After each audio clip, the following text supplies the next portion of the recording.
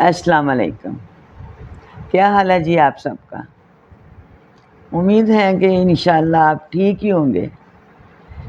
میں آپ کے لیے ایک اچھا سا نسخہ لے کے آئی ہوں. سستا ہی سمجھ لیں اس کو. ویسے ہے کہ آج ہر بندے کی ہڈیاں کمزور ہیں. بچہ گر جائے، بڑا گر جائے، بوڑھا گر جائے، اچانک سنتے ہیں بھی ٹانگ کی ہڈی ٹوٹ گئی ہے، کولے کی ہڈی ٹوٹ گئی ہے، پھر ان کو لے کے ہاسپٹل بھاگنا پڑتا ہے تو بڑی مشکل ہو جاتی ہے. ہڈیاں بہت ہی کمزور ہیں. تو آپ ایسے کریں کہ اس کا پرہیز کرنے کے لیے آپ نے عنبر بیل کا نام تو عام سنا ہوا ہے. گلیوں میں تیل بھی بکتے ہیں بالوں کے لیے.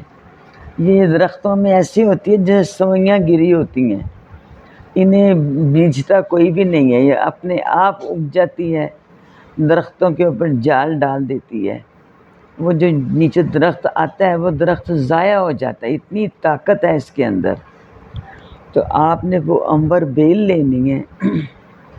عنبر بیل لے کے جتنی بھی لے سکیں باریک باریک کاٹ کے آپ اس کو خشک کر لیں.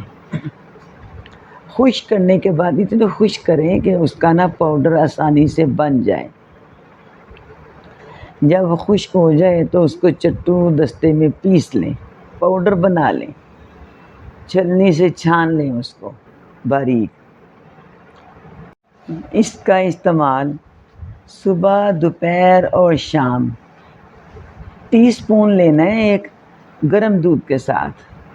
اس کے ساتھ آپ کا یہ ہوگا کہ ہڈیاں مضبوط ہوں گی.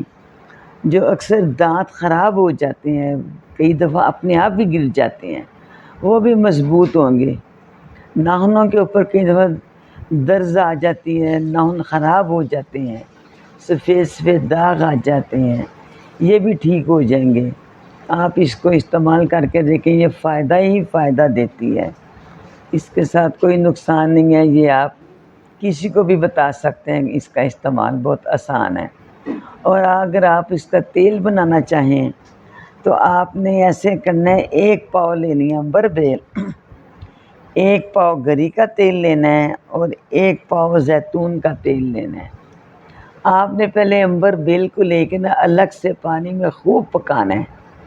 اچھی طرح پکائیں، جتنا پکا سکتے ہیں. مطلب پکا پکا کے نا اس کا امیزہ گاڑھا ہو جائے.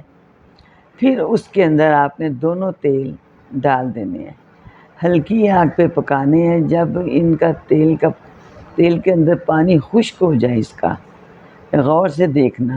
جب پانی خشک ہو جائے تو پھر آپ نے پن کے تیل کو شیشے کی بوتل میں نکال لینا ٹھنڈا کر کے. تو وہ آپ یوز کریں، انشاءاللہ آپ کے بال جڑوں سے مضبوط ہوں گے. آپ استعمال کر کے دیکھیں، کسی کو بھی بتائیں، کسی کا بھی بھلا ہو جائے. یہ دعاؤں میں یاد رکھیں. میری طرف سے اللہ حافظ.